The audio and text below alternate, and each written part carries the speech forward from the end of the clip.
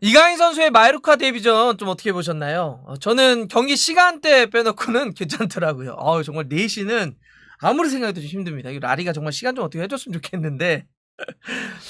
이강인 선수가 지난 새벽에 마요르카에서의 첫 번째 경기를 좀 치렀습니다. 상대는 빌바오였고 원정 경기로 마요르카 데뷔전을 치는 건데요. 처음에는 조금 어색한 느낌도 좀 있더라고요. 아무래도 10년 동안 어렸을 때부터 발렌시아에서 쭉 있다가 이번 여름에 이제 마요르카로 이적을 한 건데, 유니폼이라든지 주위에 있는 선수들이 좀 바뀌어 있다 보니까, 확실히 달라졌구나.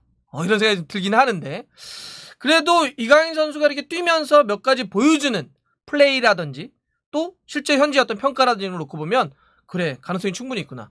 어떤 지금 변화가 좀 필요한 그런 상황이었는데, 이강인 선수에게 이런 흐름을 타고 쭉 간다면, 마요르카에서 분명히 어떤 좀 터닝 포인트라든지 새로운 어떤 기회를 충분히 만들어낼 수 있겠구나라고 하는 걸 좀 지켜볼 수가 있었습니다.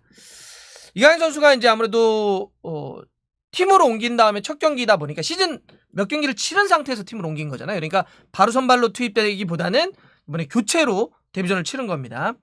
72분에 은불라, 약간 사이드에 뛰었던 측면 공격수 은불라 대신에 이강인 선수가 투입되었습니다. 그래서 한 20여 분 정도 첫 경기를 좀 소화하게 됐는데, 이강인 선수의 이번 데뷔전을 통해서 제가 저는 경기 괜찮다고 좀 봤습니다. 이강인 선수가 앞으로 좀 잘할 것 같은데요? 라고 했던 거는 3가지 정도였습니다. 첫 번째는 뒤져 있었거든요. 먼저 갔던 마요르카가 선제골을 내주고 쫓기는 상황에서 필요한 건 뭐죠? 마요르카가? 당연히 득점이죠. 그러면 이제 이 상황을 뒤집기 위해서 공격수를 투입을 해야 되는데, 루이스 가르시아 감독이 이걸 만회하기 위해서 교체 카드로 투입한 공격 자원은 이강인 선수가 첫 번째였습니다. 3명을 동시에 교체 투입했는데 나머지 2명은 공격 자원이 아니었고요. 이강인 선수가 그 3명 중에는 공격 자원이었는데, 사실 그 백업에는 프라츠라든지 그다음에 맷 호프와 같은 공격수들이 있었는데 이강인 선수를 첫 번째로 선택을 했다는 거죠. 우리가 감독이 보면 선수를 투입을 할 때 가장 자기가 신뢰하고 이 상황을 뒤집어 줄 수 있는, 이 상황을 타개시켜 줄 수 있는 그런 자신이 믿고 있는 선수를 당연히 먼저 투입하는 게 되잖아요. 사실 이강인 선수가 이제 발렌시아에 있을 때 가장 먼저 뺀다든지 아니면 좀 약간 경기가 이미 정리됐을 때 뭐 뒤늦게 넣는다든지 이런 것 때문에 저희가 좀 보면서 좀 속상하고 이런 것도 좀 있었는데, 루이스 가르시아 감독은 이강인 선수를 가장 팀이 지금 골이 필요할 때 가장 먼저 선택했다. 첫 번째 공격 옵션으로 선택을 했다라고 하는 게 일단 긍정적이었고요.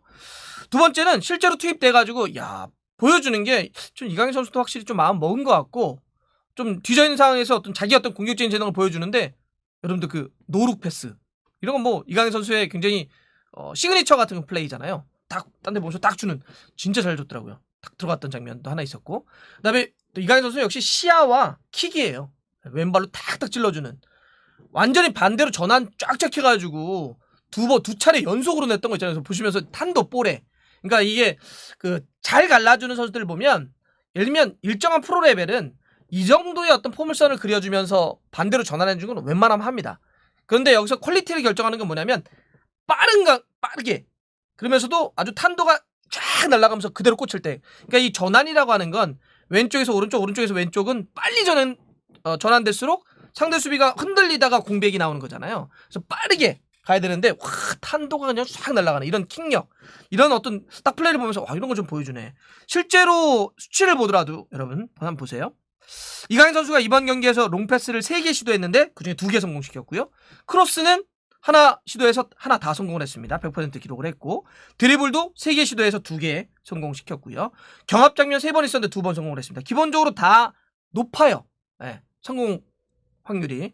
그리고 수비적으로도 막 가담해서 인터셉트도 기록할 정도로 굉장히 좀 뭐 뛰었던 시간은 좀 아쉬워요. 좀 더 많이 좋았으면 어때요. 왜냐하면 이강인 선수가 투입된 다음에 마요르카가 좀 더 가벼워지고 좀 더 공격적인 의미에서 확실히 좀 활기찬 그런 모습들이 좀 있었죠. 물론 추가 실점을 하지 말았어야 되는데, 골키퍼하고 수비 쪽에서 이렇게 후방 빌드업하다가 그 발렌트였죠. 거기서 이제 너무 압박 들어오니까 볼 막 이렇게 하다가 거기서 뺏겨가지고 추가 실점을 하면서 0대2로 지긴 했지만, 실제로 공격적으로는 이강인 선수가 교체 투입된 다음에 아까 얘기했던 스탯을 포함해서 상당히 실제로도 좋아졌다. 이런 게 있고요. 그래서 이런 첫 번째와 두 번째가 딱 되면서 결과적으로 어떤 게 있었냐. 이제 제가 세 가지 이유라고 그랬는데 세 번째는 일단 평가가 좋아요. 네. 교체 선수가 라리가는 5명입니다. 프리미어리그는 3명이지만 교체된 5명 중에는 평점이 가장 높아요. 이강인 선수가 6.4점이고요. 당연히 뭐 제가 스탯이라든지 그런 활약을 말씀드렸으니까. 그리고 선발로 나와서 뭐 90분을 뛰었다든지 아니면 많은 시간을 뛰었던 선수들과 다 놓고 선발과 교체를 다 통틀어서 놓고 보더라도 이강인 선수가 지금 다니 로드리게스가 6.8점으로 가장 높고요. 그 다음에 공격 쪽에 니뇨가 두 번째, 그 다음에 골키퍼 레이나가 세 번째인데 그 3명 다음으로 네 번째로 높은 선수가 이강인 선수입니다. 참고로 선발로 투입됐던 일본의 쿠보는 6.3, 이강인 선수보다 낮은 평점을 받았고요. 은블라도 이 경기는 그렇게 좋지는 않았어요. 은블라도 한 6.3 정도 받았습니다. 그래서 그만큼 실제 평점에 있어서도 평가에서도 이강인 선수가 나쁘지 않은 좀 점수를 받았다. 자, 다시 정리하자면 이강인 선수가 뒤져있는 상황에서 이거를 뒤집어야 되는 첫 번째 공격 자원으로 선택받았다. 두 번째, 실제 들어가서 플레이가 좋았다. 세 번째, 실제적으로도 평점을 높게 받으면서 인정받았다. 이렇게 이 세 가지로 정리할 때 이강인 선수가 그래 앞으로 여기서 뭔가 계속 이런 식으로 흠을 잡아간다면 충분히 여기서 뭔가를 자기가 보여줄 수 있겠구나 라고 하는 괜찮은 스타트를 했다. 저는 이렇게 좀 볼 수가 있을 것 같습니다. 근데 또 하나 이제 궁금해하시는 분들이 이런 얘기를 하시는 것 같아요. 근데 이강인 선수가 뛰는 걸 보니까 우리가 이렇게 여기서 뛰지 않겠어 라고 했던 중앙보다는 약간 왼쪽 오른쪽 사이드에서 뛰는 모습이 많았거든요. 아마 보신 분들은 이강인 선수가 왜 사이드에서 뛰지? 그럼 이제 딱 어떤 생각이 드냐면 이래요. 이강인 선수는 발이 빠른 게 아니기 때문에 윙어로 갖다 놓게 되면 이거 좀 문제가 있는데 이강인 선수는 가운데가 좋은데 이럴 수 있잖아요. 근데 제가 지난번에 아마 일주일 전인가요? 마요르카에서 지금 현지에서 이강인 선수를 어떻게 활용을 할 것인가 라는 고민들 뭐 미디어라든지 팀에서 이야기가 나오면서 제가 그 마요르카의 한 전설적인 선수의 이름을 여러분들이 소개해 드렸던 적이 있습니다. 아르헨티나 출신의 이바가사를 소개해 드렸었죠. 리켈메 스타일을 갖고 있었던, 키는 작았는데 볼을 정말 잘 찼던 이 왼발잡이 선수. 이 이바가사를 지금 이강인 선수를 영입을 하면서 마요르카가 계속 꺼내고 있다. 왜냐하면 이바가사가 비슷했어요. 체구는 그렇게 크지 않은데 공격력은 정말 좋은데 뭐 정말 기가 막힌 연결들이에요. 패스 같은 능력들이.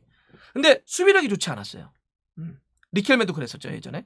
그러니까 이바가사를 그런데 너무 공격을 잘하는데 수비는 좀 떨어지니까 어떻게 쓸 것이냐. 그래서 당시에 루이스 아라고네스 감독, 스페인 국가대표 감독도 했던 이 마요르카를 이끌었던 아라스고네스 감독이 이바가사를 어떻게 쓸까. 근데 가운데에 갖다 놓고 그냥 플레이메이커를 시키려고 했더니 여기서는 상대의 압박이 상당히 심해. 가운데는. 그러니까 압박이 막 밀리면 수비 부담감이 생기더라는 거죠. 그래서 착안했던 게 이바가사를 사이드로 두는 겁니다. 공격 이선에 사이드로 놓으면 사실 여기는 상대 압박이 터치라인이 있기 때문에 좀 덜해요. 사방에서 들어올 수가 없잖아요. 그래서 이바가사를 놓고 대신에 중앙은 수비력이 강한 중앙 미드필더들을 둬서 여기서 싸움을 해주고 여기서 싸움을 할 때 비면 이바가사가 이렇게 안쪽으로 들어오면서 약간 메잘라와 같은 거죠. 중앙과 측면 반반 오가는. 그러면서 이바가사의 어떤 공격적인 재능은 극대화시키되 수비적인 약간 부족함은 다른 어떤 미드필더들에게 맡기는 이런 형태로 이바가사를 마요르카 역사에 있어서 아주 레전드의 공격 자원으로 좀 만들었는데 이강인 선수를 지금 능력을 극대화를 고민하고 있는 마요르카가 바로 이바가사의 과거의 롤을 지금 떠올리고 있다. 그래서 이강인 선수도 이렇게 활용할 가능성이 있다고 말씀드렸는데 이 경기 딱 보니까 딱 그렇게 쓰더라고요. 예. 사이드에 놓고 중앙으로 오게 하는. 그래서 이강인 선수, 물론 이강인 선수는 가운데도 충분히 가능하고 세컨에 아니면 이번처럼 약간 사이드로 놓는 것도 가능할 텐데 오늘 일단 뭐 20분 정도 첫 경기 뛰게 한 거잖아요. 루이스 가르시아 감독은 아마 계속 몇 가지 테스트를 해볼 것 같아요. 다음번 경기를 통해서 이강인 선수가 어디 있을 때 가장 좋은지, 또 다른 선수들과 함께 어떠한 조합을 했을 때 마요르카가 가장 어떤 좋은 합을 좀 거둘 수 있을지 몇 가지 어떤 테스트를 통해서 이제 그 답을 좀 찾아낼 것 같습니다. 자, 마요르카가 일단 오늘 경기는 좀 패배하면서 올 시즌 첫 패배를 당했습니다. 2승 1무 1패를 당했는데 근데 뭐 경기는 계속 이어지니까요. 근데 무엇보다 시간대가 좀 좋아졌으면 좋겠는데 그래도 다음번 경기가 정말 다행히도 밤 9시입니다. 이게 웬일입니까 라리가가. 예.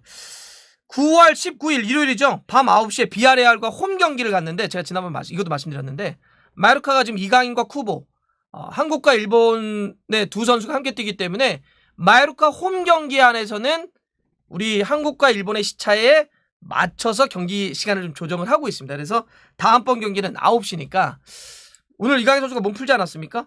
쫙 몸 풀었고 또 마요르카에서 어떻게 뛰릴지도 좀 보여줬기 때문에 맛을 좀 보여줬기 때문에 다음 주에 시간 좋을 때는 여기서 한 발짝 더 나가서 좀 더 강한 임팩트, 구체적인 포인트 이런 것도 좀 하나 기대해 보겠습니다. 시간만 좀만 더 좋아지면 좋겠네요. 이강인 잘했습니다. 예, 첫 경기 치고 잘한 겁니다. 예, 좋아요. 예.